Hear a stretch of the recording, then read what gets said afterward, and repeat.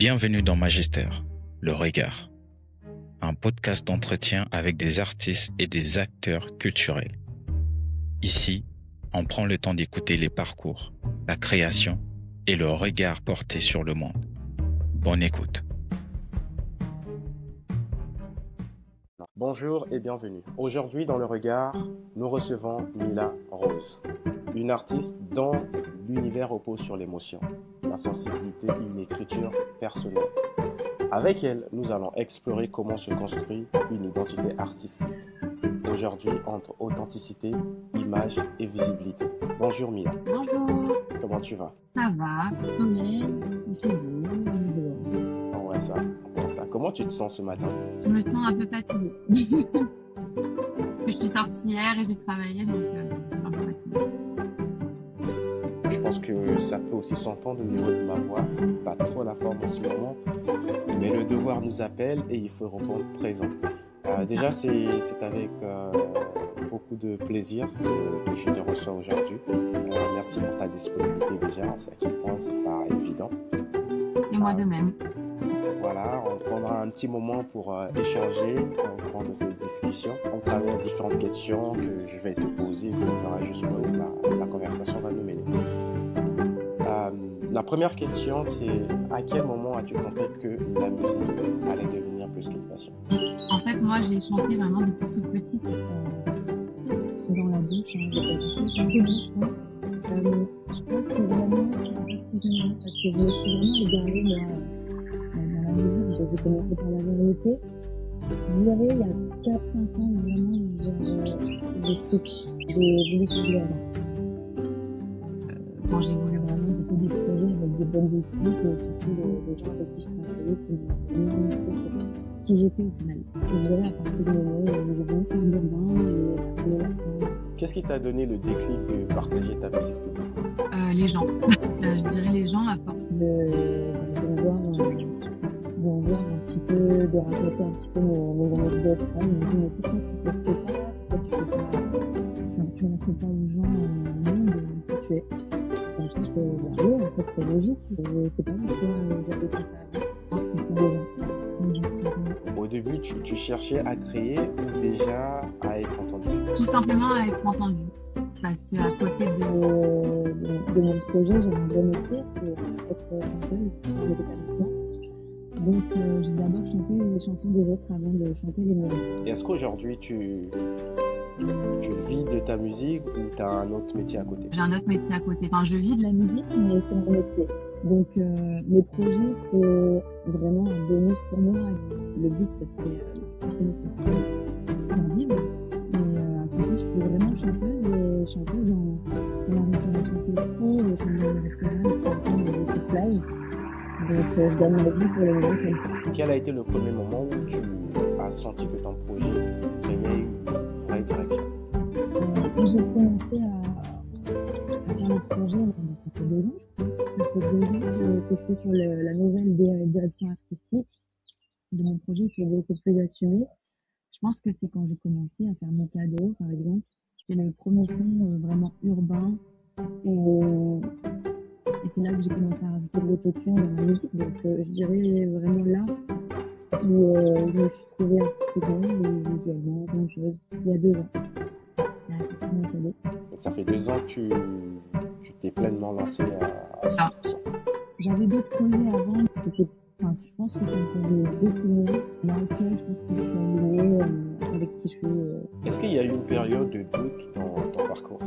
Là, oui. Ça arrive même encore actuellement. C'est de base en fait. En plus, ça va mieux. Je me remettre en question. Est-ce que ce qu'on fait, ce que je suis en train de faire, ça me correspond parfaitement? Est-ce que je suis pas en train de me tromper? Là, par exemple, je vais faire la première partie de NASA à Londres.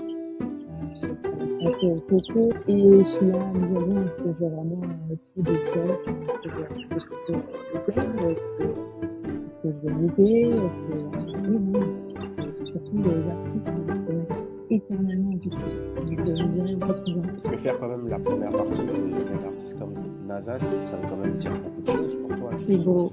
Ouais, c'est gros. J'ai déjà fait plusieurs scènes un peu locales ici, chanter au Palais des Festivals. pas sur le ratio, je crois. Là, c'est quelque chose. Ça va être vraiment bien pour lancer la visibilité, ça va vraiment important. Donc oui, on doute de temps en temps, surtout quand on se lance dans un projet aussi gros. Je connais bien, je pars sur un EP qui sort le 27. Ok, tu pourras nous en dire un peu plus sur ton EP. Ben ouais, du coup, mon EP qui va s'appeler Mage. Donc Mage, c'est l'appellation, c'est mise à jour de Mila. Qui est à l'heure actuelle une version bien codée de l'URMA, ce que je n'étais pas il y a quelques années et qui était beaucoup plus important. J'avais des projets beaucoup plus comment dire ça, ouais, enfantin. Je faisais de la musique gentille qui permettait pas de casser les codes à l'heure actuelle, de faire des vraies choses. Voilà, cru, hein. Moi, ce que je dis dans ma musique, c'est des choses crues, c'est des choses touchées, sur une version de moi avec de la force. Donc, j'ai hâte de vous faire découvrir tout ça. Quelles sont les choses qui te font le plus douter? Et comme j'ai dit, je pense vraiment que ce serait de me tromper de chemin. De pas faire ce qui me correspond vraiment et de le regretter par la suite. Mais on va dire que c'est les questions que je me pose, mais je sais aussi en même temps en moi que ça me correspond. Donc c'est un peu tiraillé, quoi. Nous les artistes, on est comme ça. Comment décrirais-tu ton univers artistique aujourd'hui? Alors mon univers artistique, il est tranché, avec force. Et voilà, et libre. Okay. Et aujourd'hui, comment tu travailles? Tu travailles seul, avec une équipe, avec un label, un groupe? Comment tu fonctionnes au quotidien? Là, à l'heure actuelle, je suis avec une équipe. Ça fait déjà 2 ans. Hein. Du coup, c'est avec eux que j'ai vraiment travaillé toute l'image artistique. Donc, j'ai une équipe, mais en même temps, je suis indé. Je suis avec eux pour tout ce qui est accompagnement studio, accompagnement direction artistique, mais je me produis. Je me produis toute seule. D'accord. Donc mon image, c'est moi qui le contrôle et la main dessus, et c'est me produit. D'accord. Par rapport à ton image, d'ailleurs, est-ce qu'elle est instinctive ou elle est construite? Sachant que je suis une fille très réservée de base, elle est construite. Voilà. En fait, ça me permet aussi comment dire, c'est comme si cette facette-là de moi, je pouvais vraiment me permettre de la faire parce que c'est mon projet. Mais cette image-là, dans la vie de tous les jours, il va falloir que je la travaille. Est-ce que tu appréhendes un peu le fait que, parce que du jour au lendemain, évidemment, tu prends le temps de travailler sur ton image, tes projets.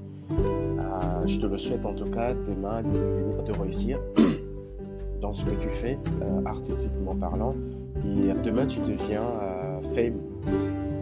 Pour une personne telle que tu viens de décrire, qui est réservée, est-ce que tu appréhendes le fait de vivre cela? Comment tu te projettes? Pas du tout, parce que au final, mon métier à l'heure actuelle, même si j'en vis pas, mon métier en tant que chanteuse de restaurant, etc., c'est déjà confronté au quotidien au regard des gens. Et je pense que mon travail, il est quotidien. Au final, quand je travaille, je fais toujours face aux gens, face aux critiques, les gens qui me regardent, les gens qui me pointent du doigt, un marin qui rigole, etc. Donc, je pense que non, je ne pas ce regard-là de mon projet parce que je m'assume totalement. Et je pense que si j'ai choisi de vous dévoiler tout ça, c'est parce que j'en ai envie aussi. Quelle émotion veux-tu transmettre avant tout dans ta musique? J'aimerais que les gens puissent se permettre des choses. J'aimerais apporter le petit regain de ah ouais, elle a osé faire ça. Ben, moi aussi, j'ai envie de le faire.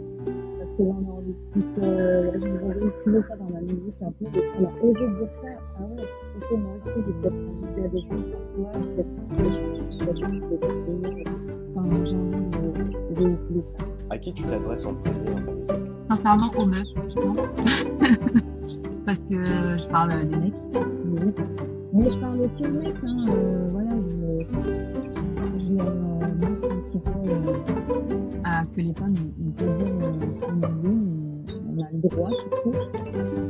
Et ouais, non, je dirais aux meufs et aux mecs, mais surtout, la tranche d'âge, je dirais 25-35. Après, bon, s'il y en a qui adhèrent un peu plus, pourquoi pas. Et les plus jeunes aussi, pourquoi pas aussi. Bon, c'est un petit peu... On est explicite presque sur certaines paroles. Les jeunes qui ont 16 ans, je leur conseillerais pas. Mais... Est-ce que tu fais, j'imagine, tu dois faire attention à l'image que tu renvoies, vu que tu dois avoir cette, entre guillemets, double personnalité entre le toi, le vrai, et le toi en tant qu'artiste, pour ta visibilité. Comment tu choisis là, ce que actuellement, c'est ça. C'est là, à l'heure actuelle, là, c'est exactement ça. Comment dire. J'ai pas envie de dire que je suis quelqu'un d'autre parce que c'est une personne de moi. Mais oui, c'est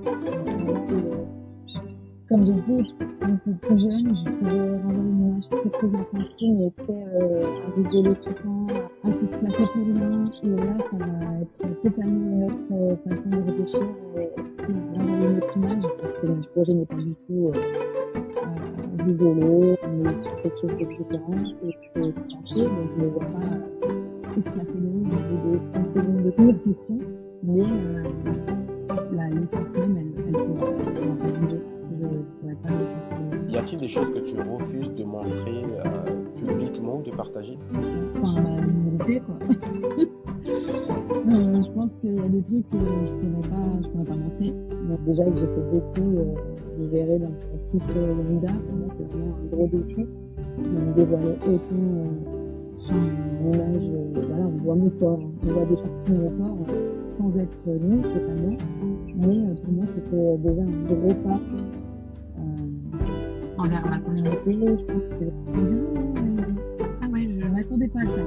Et par rapport à ça, est-ce que c'est à quel moment tu t'es dit que il faudrait que je fasse cet effort-là, il faudrait que je fasse ce pas, de faire quelque chose qui soit comme ça? Ça s'est fait naturellement, sincèrement.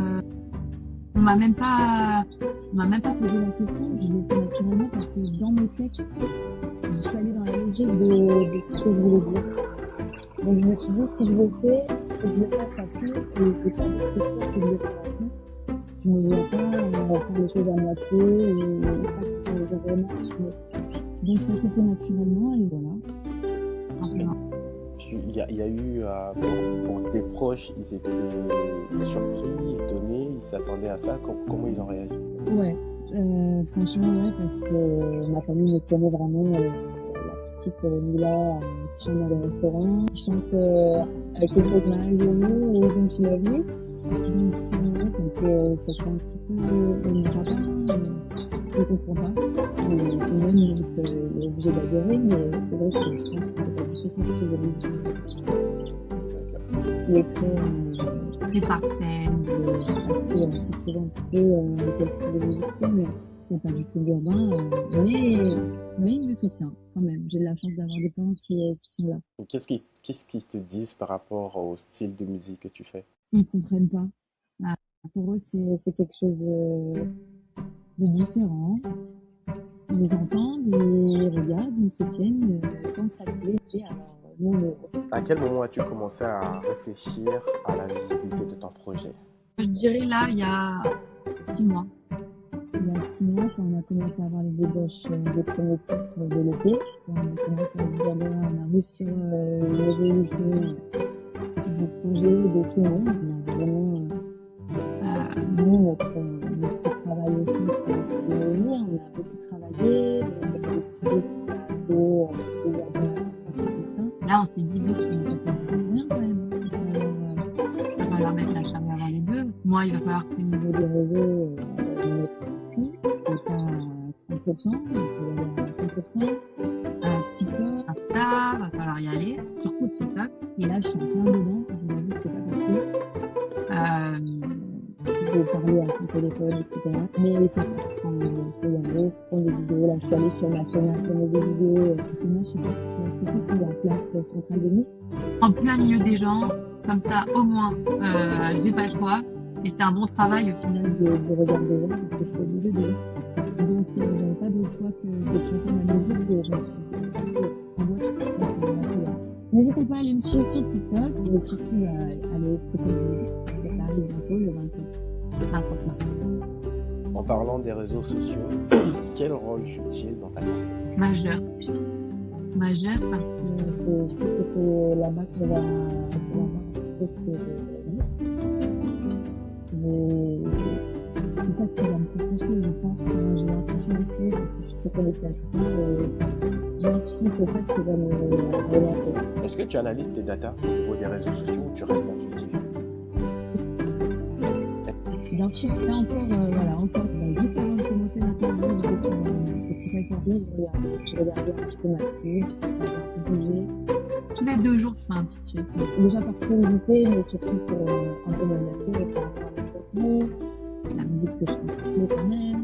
Mais dans tous les cas, je ne pourrais pas me transformer, c'est ce que j'ai dit, je suis comme je suis. Ceux qui adhèrent, tant mieux, ceux qui adhèrent, tant mieux. Sur ces dernières années, au niveau de tes réseaux sociaux, même de manière globale, quel est le type de contenu qui fonctionne le mieux pour toi? Celui qui fonctionne le mieux, c'est le plus simple, des choses simples.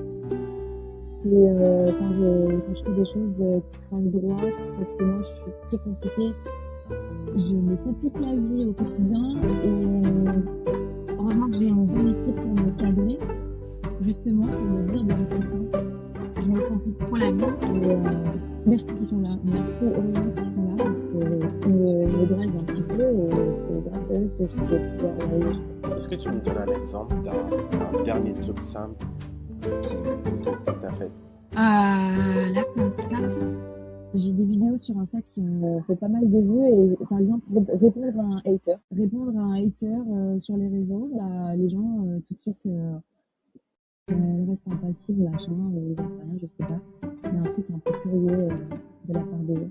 Quelle erreur t'as le plus appris dans ta manière de communiquer? Savoir de quoi on parle, pas se lancer sur des sujets qu'on connaît pas. Voilà. Qu'est-ce que les artistes émergents sous-estiment selon toi?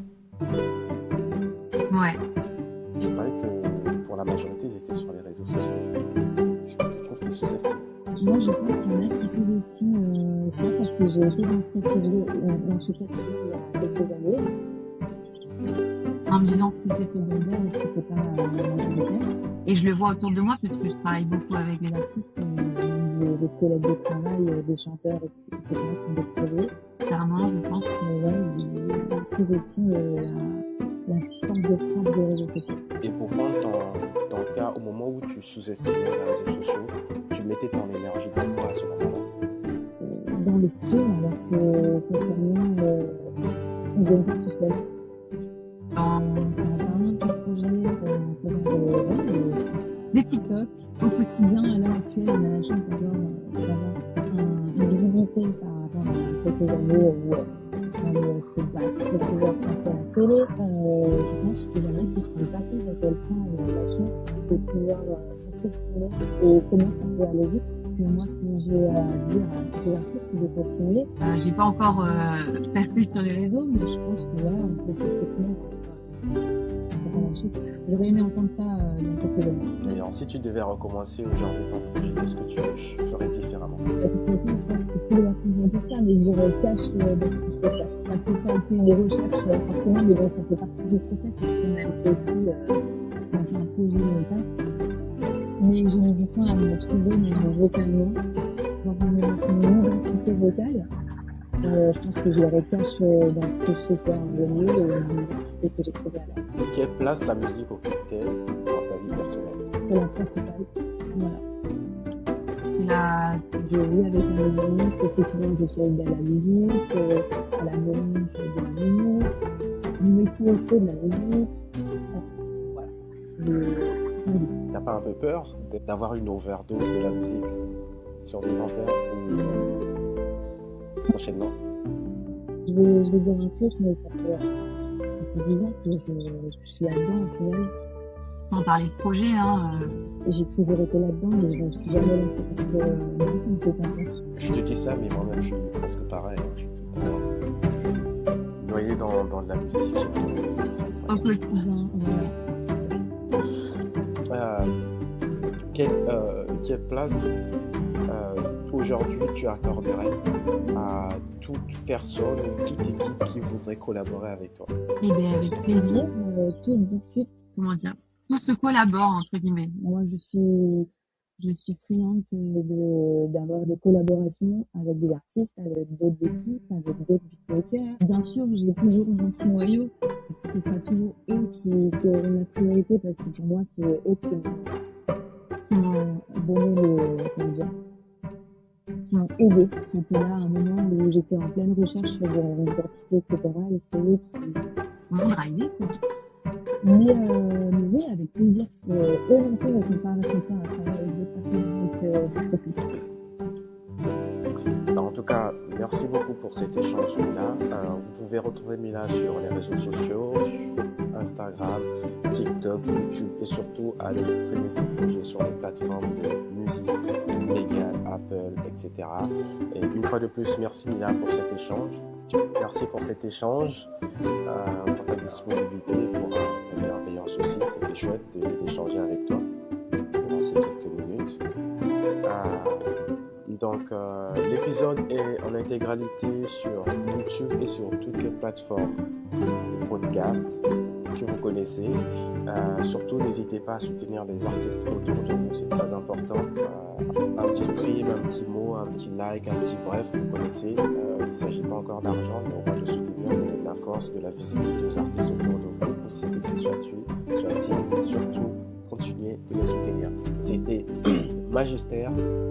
Observer les trajectoires et décrypter la visibilité. À plus pour le prochain épisode.